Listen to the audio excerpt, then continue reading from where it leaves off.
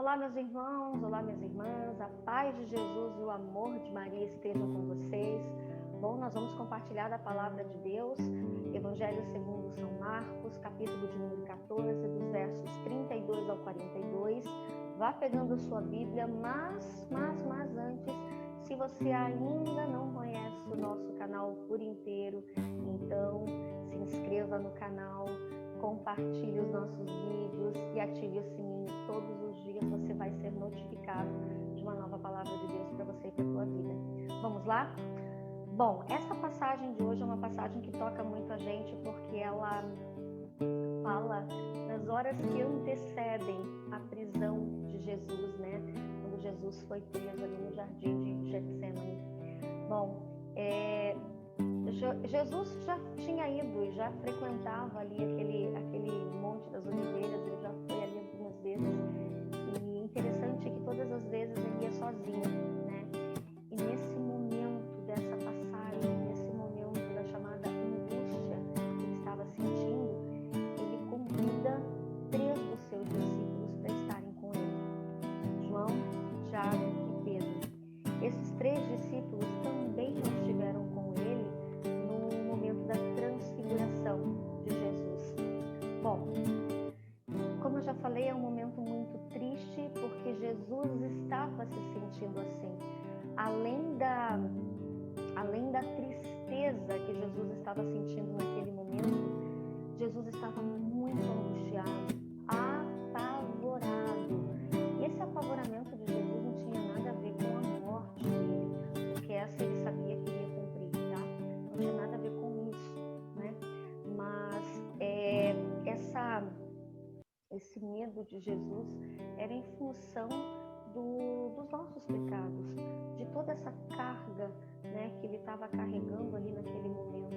Então não tinha nada a ver com a cruz, não tinha nada a ver com a coroa, com a morte dele, porque ele sabia que ele tinha que cumprir ao que ele veio fazer aqui na Terra, não é? E é interessante nós alimentarmos um pouquinho mais aqui o nosso conhecimento, porque o Getsemane é um lugar onde as oliveiras, né, onde você tem ali as oliveiras, então você retira as oliveiras e moe essas oliveiras para obter o óleo. Então elas precisam ser prensadas, né?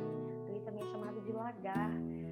Mas é um jardim, né? Se fala jardim, que provavelmente tem muitas árvores, tem um lugar onde as pessoas podem sentar e etc.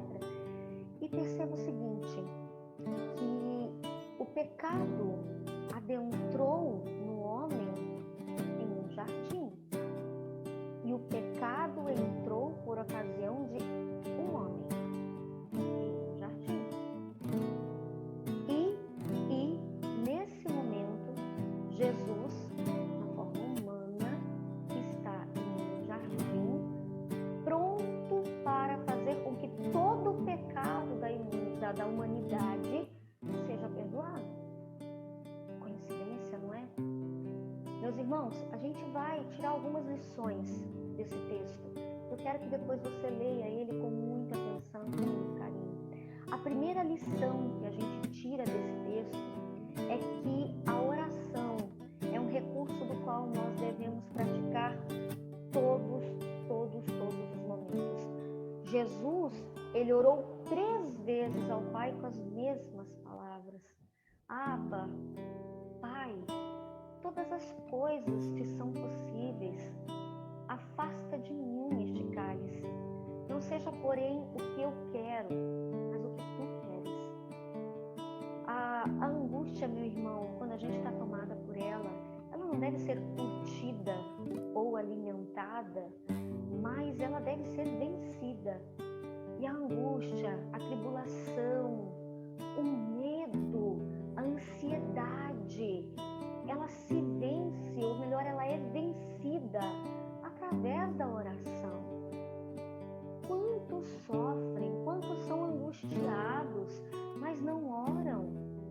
A oração, ela deve ser entendida que ela deve ser feita, ela deve estar presente nos bons e nos maus momentos. Jesus orava sempre. E quando podia, ele ficava só para orar. Ele ficava só, era um momento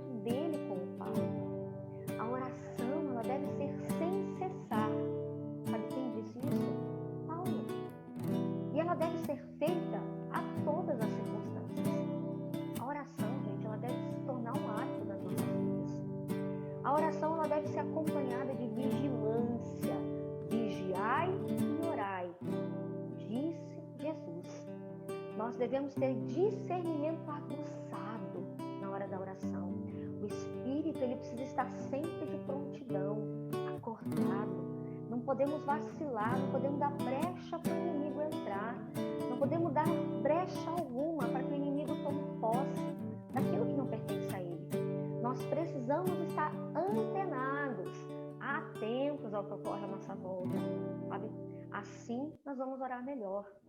Sabe como que a gente começa uma oração? Em silêncio, se colocando em silêncio, sabe? Meditando. Naqueles minutos em que você fica em silêncio, que você vai literalmente chamando o Espírito Santo, convidando o Espírito Santo para estar contigo, não se distraia com barulho algum, com telefone. Por isso que está dizendo a Bíblia, recolha-se no seu quarto. Por que no seu quarto? Porque ali é o teu lugar de descanso. Mas vai num lugar onde você possa ter um contato direto com Deus, onde nada possa te distrair. E durante essa tua oração, meu irmão, coloque diante de Deus, não é? A vontade dele na tua vida. E peça a vontade dele na tua vida, não a sua. Nós precisamos desejar a vontade de Deus na nossa vida. Nós não podemos determinar, não é? Nós não podemos impor uma resposta de Deus. Nem Jesus fez isso, muito pelo contrário. Jesus sempre orou de forma muito submissa, não é? Jesus, ele sempre quis confirmar a vontade de Deus na vida dele. A gente não tem que fazer isso. Pelo menos é isso que a gente ora, não é? Quando estamos lá na oração do Pai Nosso, seja feita a tua vontade, na terra como no céu. Quantas vezes nós dissemos isso e muitas vezes as palavras simplesmente saem, sem sentimento algum? Nós estamos falando, faça a tua vontade, Pai, na minha vida, que não seja o que eu quero, mas que seja a tua vontade. Se for melhor para mim, eu aceito não ter, eu aceito ficar sem. A gente precisa ter esse discernimento, mas nós precisamos também ter autodeterminação para fazer essa vontade do Pai. Jesus, em momento algum, ele pediu para Deus para que o livrasse do sofrimento, cálice do sofrimento, da cruz, da morte, da coroa de espinhos, dos chutes, da humilhação de ficar nu diante de todos. Não, Jesus não pediu isso, pelo contrário. Ele determinou em fazer a vontade do Pai, que se cumprisse a vontade do Pai. Lá no jardim de Getsêmani, ele lançou um marco espiritual, né? Ele colocou que deveria ser cumprida a vontade do Pai. Seja feita a tua vontade, não a minha. E a tua vontade? E o teu desejo, meu irmão, minha irmã? E a tua autodeterminação? Você permite Deus fazer a vontade dele na tua vida? Talvez não é por isso, meu irmão, minha irmã, que você está lutando com as tuas armas e não com as armas de Deus. Pensa nisso. E por último, a solidariedade, meu irmão, ela deve ser desperta e vigilante. Quando nós falamos em solidariedade, nós falamos sim em ajuda ao próximo. Mas não é ajuda apenas do alimento físico, mas do alimento espiritual. Sim, meu irmão, nós podemos orar pelo outro, nós devemos orar pelo outro, sabe? Não adianta só estar perto de alguém fisicamente no momento da aflição. Não. É preciso estar atento, vigilante com o que ocorre com a pessoa, sabe? A gente precisa estar atento aos detalhes. Nós precisamos compartilhar e não estarmos apenas de corpo presente. Compartilhar as orações, compartilhar momentos de meditação juntos, não é? Mas olha, a gente quando está junto de uma pessoa compartilhando desses momentos, nós não podemos nos esquecer que estes que estão conosco são humanos e podem falhar. Então cuidado em quem você escolhe para estar ao teu lado. Escolha pessoas que têm o mesmo objetivo que você. Nós não devemos colocar limites àquilo que nós vamos fazer. Nós devemos ir mais adiante. Esse ir mais adiante, nesse texto, inclusive, com Jesus e os discípulos, ela tem uma conotação importantíssima. Porque Jesus chegou com os 3 discípulos, os deixou e foi mais adiante. Veja, o que aconteceu nesse momento? Nesse momento era para que os discípulos superassem os limites deles, assim como Jesus estava superando os dele.